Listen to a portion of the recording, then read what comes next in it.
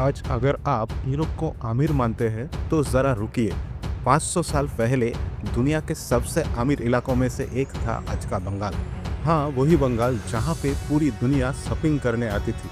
लेकिन सवाल ये है, आखिर बंगाल ही क्यों? सन 1500 ईस्वी का ज़माना था, ना एरोप्लेन्स थे ना इंटरनेट था, फिर भी दुनिया ट्रेड से जुड़ी रही थी और उस ग्लोबल ट्रेड मैप में बंगाल एक सेंट्रल पॉइंट बन चुका था। अब ऐसा क्या खास था यहाँ पर, चलिए एक एक करके समझते हैं। सबसे पहले जगह, बंगाल बसा था गंगा और ब्रह्मपुत्र जैसे नदियों के बीच। अब जरा रोजमर्रा की भाषा में समझिए, जहाँ पानी भरपूर, मिट्टी उपजाऊ और आने जाने का रास्ता आसान हो, वहाँ काम धंधा अपने आप चलता है। खेती बढ़ी, लोग बढ़े और जब लोग बढ़ते हैं तो बाजार खुद बन जाता है। यही से बंगाल का इकोनॉमिक इंजन चालू हुआ। लेकिन सिर्फ खेती से कोई दुनिया का सबसे अमीर इलाका नहीं बनता। असली खेल शुरू होता है मसलिन से। मसलिन इतना महीन कपड़ा था कि लोग कहते थे हाथ में लो तो महसूस ही ना हो।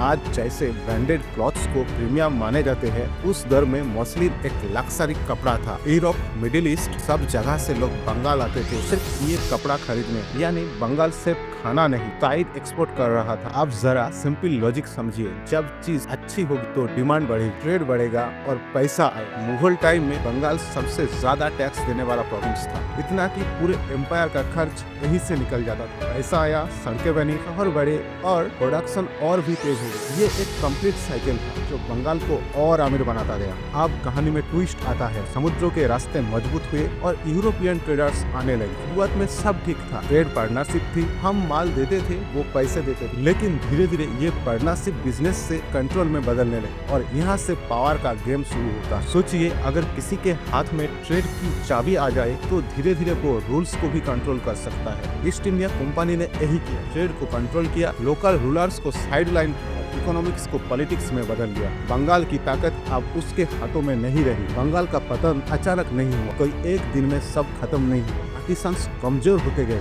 लोकल कंट्रोल कम होता गया और वेल्थ बाहर जाने लगी। जो बंगाल कभी दुनिया को सप्लाई करता था, वो धीरे धीरे डिपेंडेंट बनता गया। अब जरा इस स्थिति को आज से जोड़कर देखिए। अगर उस दौर में ट्रेड और कंट्रोल हमारे ही हाथ में रहता तो शायद आज की इकोनॉमी, आज का बंगाल और शायद आज का इंडिया कुछ और ही होता। हिस्ट्री सिर्फ कहानी नहीं होती, वो वार्निंग भी होती है। अगर आपको ये वीडियो सोचने पर मजबूर कर दे तो कमेंट में बताइए, क्या बंगाल का डिक्लाइन अवॉइड किया जा सकता था? ऐसे ही रियल हिस्ट्री के लिए हिस्ट्री रील्स हिंदी को फॉलो जरूर करें।